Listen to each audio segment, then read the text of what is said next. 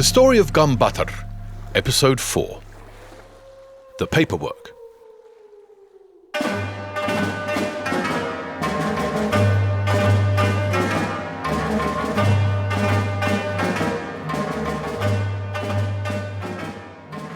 The moment he returned from the crisis meeting, the Minister of Agriculture summoned 5 of his staff to his office on the top floor. They were all young men. 4 of them were the sons of rich, powerful families in the capital city. The 5th was Ganbaatar. Mongolia had the world's second communist revolution and had closely followed the Soviet model ever since. Power was centralized and jealously guarded by the party. Study abroad was a rare and precious privilege, and the power to allocate this precious resource reaped rich rewards in the form of favors and bribes. The minister's calculations had started the moment the president suggested sending 5 of his brightest young staff to Russia to study fish farming. He was already doing very nicely from the sinecures he'd given the sons of 5 of the capital's richest families, and saw this as a great opportunity to double down. By the time his limousine had finished the short trip, however, he'd made one minor compromise. Give 4 of the scholarships for this crazy scheme to the princeling playboys, but it would be prudent to send at least one person who wasn't going to treat it as some kind of holiday. Professor Dalai's crazy schemes had a habit of petering out once the party started implementing them, and this fish farming idea was the craziest yet, but better send at least one person with half a brain, just in case. He told the driver to wait at the entrance and that he'd be back down in half an hour. "What's the name of that country boy who just arrived last year?" he asked his secretary as he strode into his top-floor office. "Ah, yes, Ganbaatar, the boy from the lake." A few minutes later, Ganbaatar was one of the 5 young men standing in front of the minister's desk, hands behind their ramrod backs. The minister informed them of their strange but solemn task, swore them to strain every sinew for the benefit of the nation, fed them some rousing rhetoric about being the new Mongol horsemen following in the stirrups of Chinggis Khan, and then told them to start packing their bags. The president's order had been very public, and it would be prudent to be seen to take swift action. Another short limousine ride, and the minister was exchanging a bear hug with his good friend, the Soviet ambassador. The ambassador had already heard the news and was delighted at the chance to put Mongolia even further in his nation's debt. He'd prepared 5 application forms, pre-signed and pre-approved, a prospectus from Russia's top institution for the study of all things fishy, and a liter bottle of what he knew was the minister's favourite vodka. Couple of toasts to the eternal fraternal bond of their 2 great nations, then the minister was back in his office. By now his secretary had already gone home, so rather than delay a moment longer, the minister thought he'd fill out the forms himself. How hard could it be? To steady himself, he unscrewed his gift and poured himself a generous measure before starting on the first application form. When the minister's secretary arrived the next morning, he was surprised to find the minister's office door, which he remembered locking the evening before, open. He was about to call the security guard in the corridor when he noticed the minister was at his desk. He was in a deep sleep, slumped over a spread of forms, an empty vodka bottle at his elbow. Weeks later, the minister, now sober, posed for the photographer from Mongolian Pictorial magazine. He stood on the steps of the Ministry of Agriculture, looking as presidential as he dared.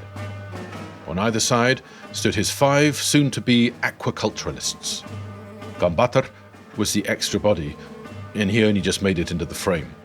The photographer knew no rich and powerful parents would complain, and made sure his 4 colleagues were shown in the best possible light.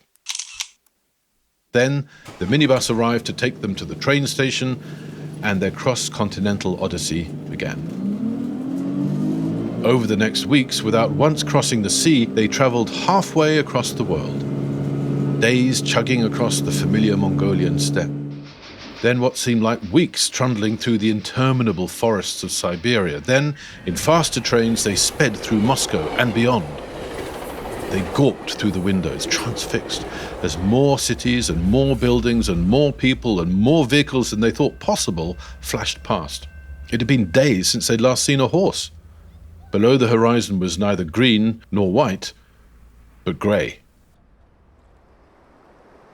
By the time the 5 young men reached the Baltic port city with the Soviet Union's biggest institute for the study of all things fishy, they felt like they'd stepped off the edge of the world. The slate-grey sea stretched to the horizon like a nightmarishly turbulent grassland. The air tasted of salt and smelt of something unfamiliar and overpowering that they could only assume was fish. The next day, the 5 young Mongolians reported to the institute.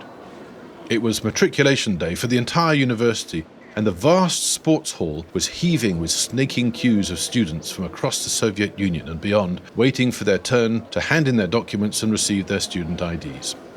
The 5 young men located the queue for foreign students and took their places, Ganbaatar at the rear. Word soon got round that 5 Mongolians had shown up, and this, of course, was a first for this particular institution. They shuffled forward, clutching their briefcases containing their application forms, passports, and ID photos to their chests. These 5 young men from the land of the horse attracted many glances, some stares, and a few sniggers. All they could do was smile hesitantly back and wish the queue would move faster. At last, they reached the front of the queue. History was made as the first Mongolian student presented his documents to the Ministry of Education bureaucrat, who solemnly accepted them. He then proceeded to shuffle the papers and scrutinize each word, peering down his nose with his head tilted back. As his excruciating examination extended, more and more people nudged their neighbors and pointed towards the 5 dark-skinned, red-cheeked Mongolians waiting in line. Eventually, the official thumped a red stamp on the form. With neither a look nor a word, he handed the documents back. With one arm, he beckoned the next Mongolian forward, and with the other pointed to a group of young men standing under a sign saying, "Course number 1013, fish farming." The first of Ganbaatar's princeling colleagues stuffed his documents back into his briefcase and hurried to join them, as if fearing the official might change his mind. One by one, the painful process was repeated until only Ganbaatar was left. He clicked open his briefcase, set his wolf's paw to one side, and presented his documents. The same painful procedure. Shuffle, peer, thump, beckon, point. But he wasn't pointing towards his fellow Mongolians. The official was pointing to the next group along, the one standing under the sign saying, "Course number 1012, Deep Sea Navigation."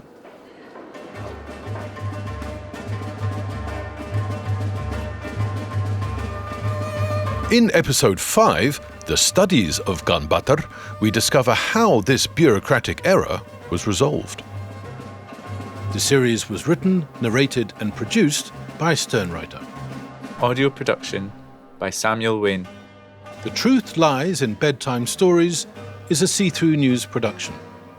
See-Through News is a not-for-profit social media network with the goal of speeding up carbon drawdown by helping the inactive become active. For more, visit seethroughnews.org. Thank you for listening.